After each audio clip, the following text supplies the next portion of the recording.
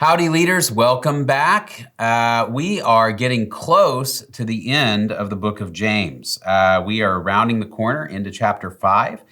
So only 2 lessons left. And so today we're going to talk about James 5, 1 through 12, which is a really direct and challenging passage. And it's a passage that talks about how we approach our money real specifically.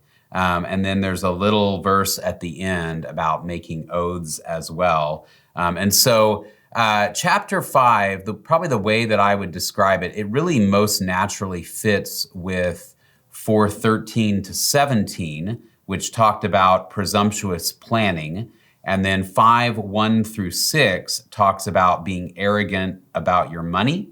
And then 7 through 11 really talks about being patient until the coming of the Lord. And then verse 12 tags on this concept about making oaths. And we'll talk about that in just a minute. So you really have kind of 3 little sections here in chapter 5, 1 through 12. If you count verse 12 as kind of a transitional verse between 1 through 11 and what follows in 13 to 20. So let me walk through some of the questions that the packet asks. And if you've got any questions about it that you want to ask me, feel free, as always, to email me. I appreciate some of you have been emailing throughout the course of the semester to ask questions. And so if there's any way I can help, don't hesitate to let me know.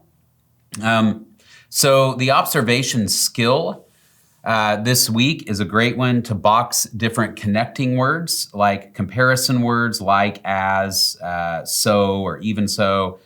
Contrast words like rather, yet, however, but, purpose words and result words. And so boxing those connecting words is a good exercise. It helps you follow the flow of the passage. So I'd encourage you to do that with your groups, encourage your groups to do that. The other observation question, what themes or keywords or ideas are repeated from previous sections?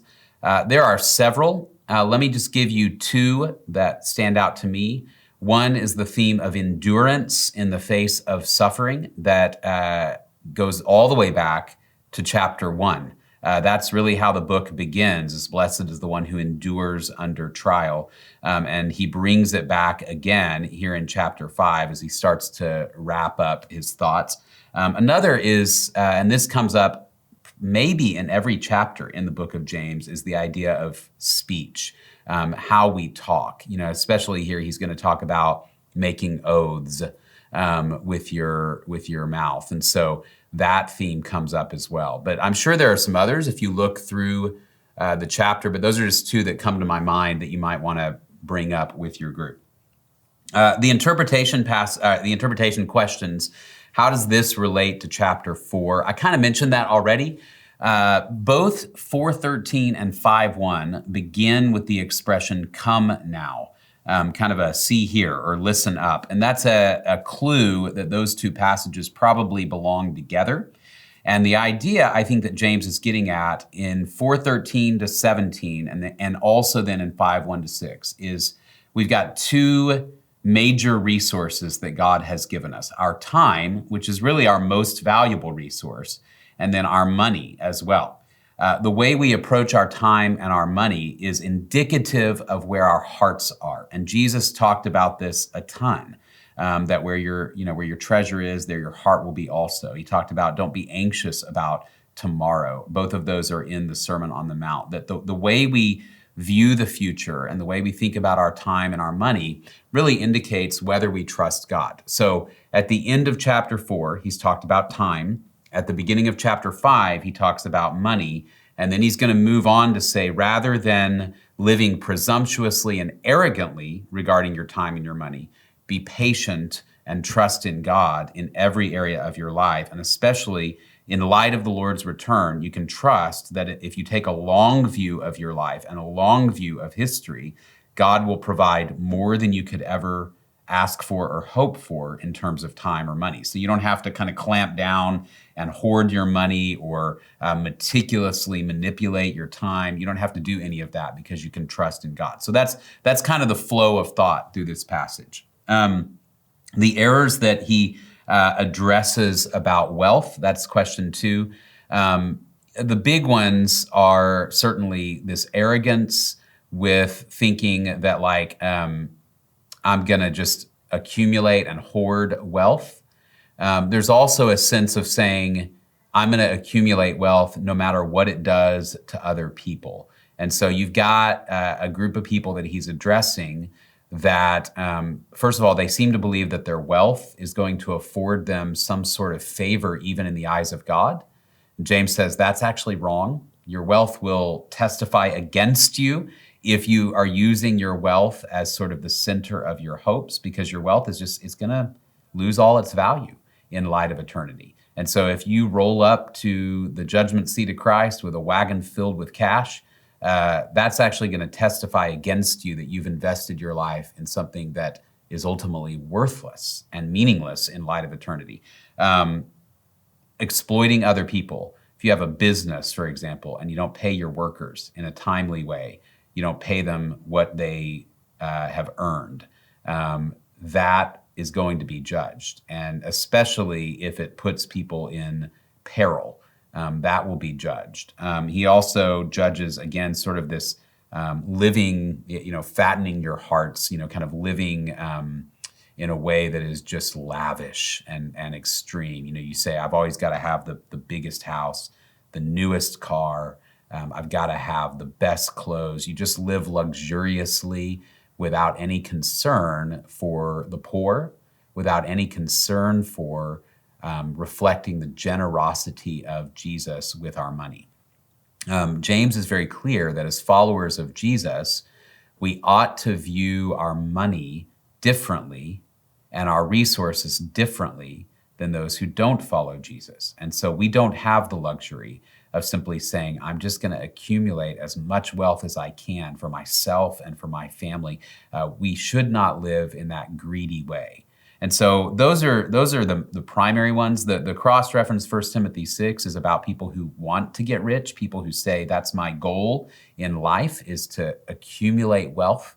And he says, such people, often they wander away from the faith because they root their trust in their money and they pierce themselves with many griefs. I mean, how many stories do we know of people who chased wealth and in the process, not only did they lose their walk with God, they departed from the faith, but they ruined a lot of relationships with friends, with spouses, with kids.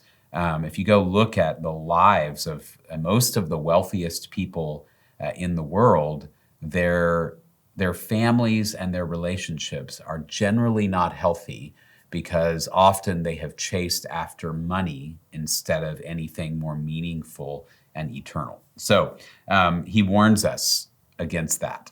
In verses 7 through 11, this is question 3, he prescribes patience for people. Why does everyone need patience regardless of their current earthly status? Well, he tells us it's in light of the Lord's return.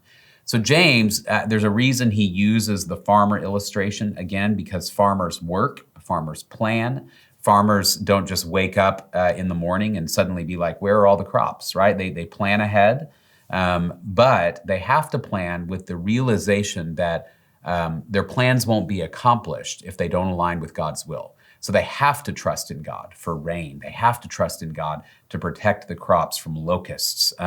So they don't really have control. They can plan and work and try to create conditions for growth, but they can't control the future. And he says that's how all of us should live, whether you have a lot or whether you have a little. Recognize that you don't control the future, but God does. And in Jesus Christ, he promises us through his grace and his mercy a really good future, a future greater than you could plan or prepare on your own, an eternal future with more time than you will ever need, and greater riches in the kingdom of heaven in terms of our relationships and our provisions, greater than we can imagine. So you don't have to stress and worry because God knows you. He knows what you need, as Jesus said. So seek first the kingdom of heaven and his righteousness. And Jesus says all these other things you long for will be added to you. And James says they'll be added to you, especially if you take the long view of history. Be patient until the kingdom of heaven arrives through the person of Jesus Christ. Question 4 kind of walks through like correct view of time, correct view of the Lord's return, the example of the prophets, the example of Job, and how does that kind of help expand our capacity for patience. I think we've talked a little bit about time already from verse 7, but also from the previous section, that we don't control the future, we don't control time, but God does. In terms of the Lord's return, what he says with these, examples of the prophets, example of Job, all of these types of things also, he's saying having these types of examples and models helps us also to be patient and take the eternal perspective.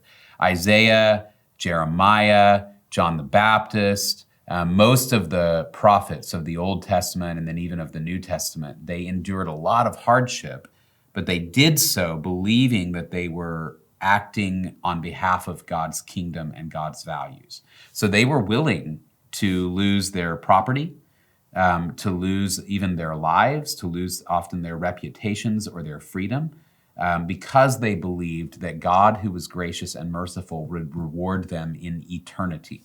Hebrews chapter 11 is a great cross-reference to look at in terms of these men and women of faith who were willing to endure suffering with patience, trusting in the rewards that God had promised. So that having that long view and also knowing that other people did this successfully helps expand our capacity for patience. It's kind of like, before somebody ran a 4-minute mile, people were like, is that even possible to run a 4-minute mile?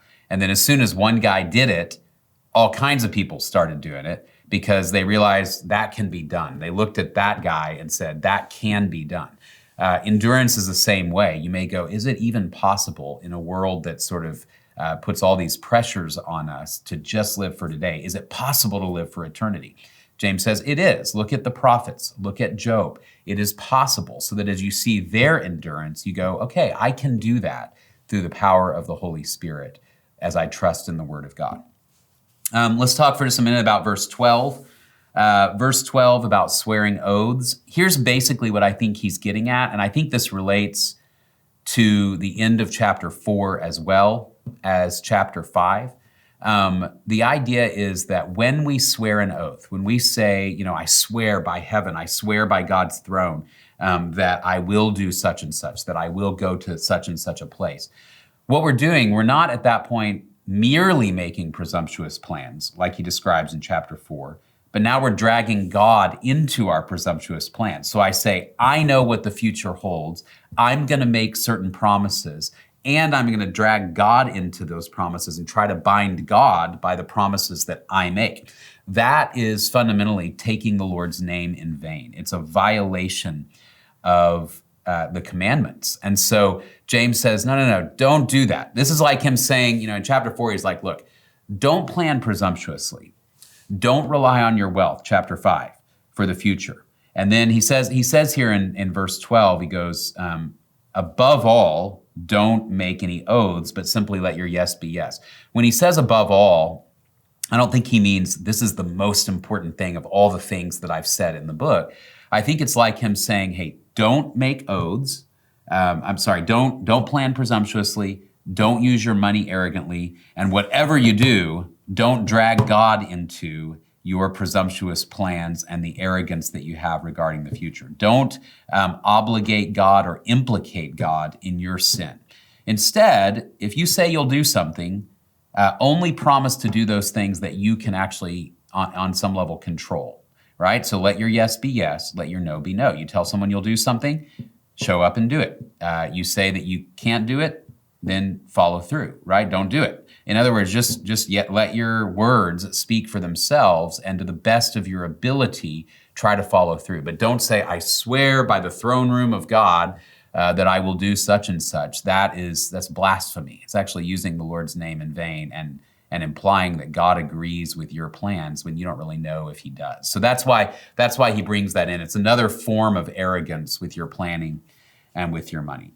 Matthew 6:19-21, again, is about trusting God with your time and your money. I'm going to pull it up just real quick so I can, basically don't accumulate for yourself treasures on earth, but instead invest in heaven, right? Accumulate treasures in heaven. That's that idea of, I want to give my money toward the gospel, toward the church, toward those who are sharing the gospel around the world, give my money generously toward the poor, to those in need, because in that sense, I'm sending my money to heavenly purposes, and I'm accumulating treasures in heaven, where it's not going to lose its value. No bank failure is going to destroy it. No moth is going to eat it up. It's not going to rust, whatever. It's not going to fall apart or rot. But instead, what I invest in the kingdom of heaven is going to last forever. So that fits very much with James's concepts.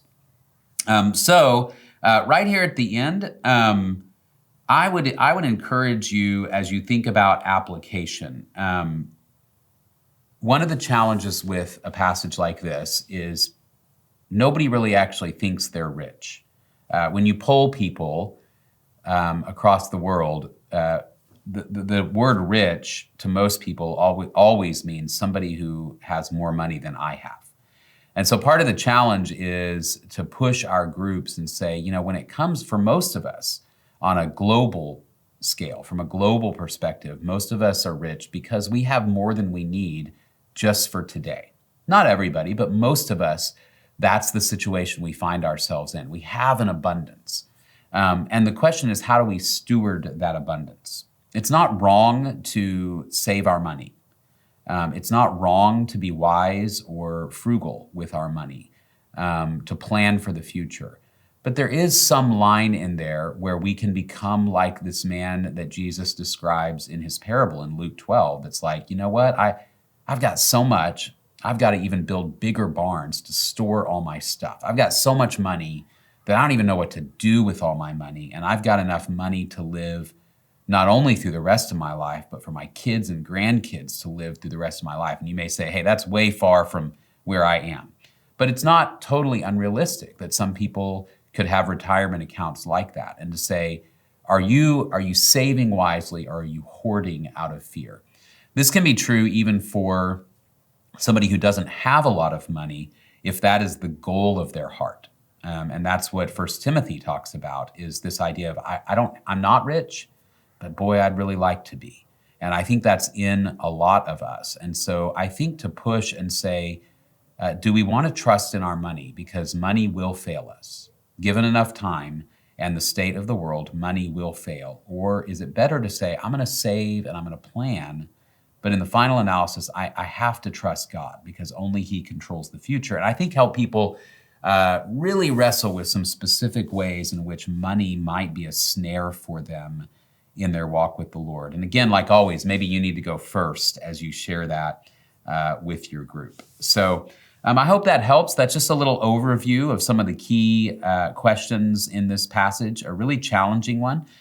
So if you've got any more questions, again, feel free to contact me, reach out. I'd love to help you out any way I can. Hope your groups go well this week, and we'll see you next time.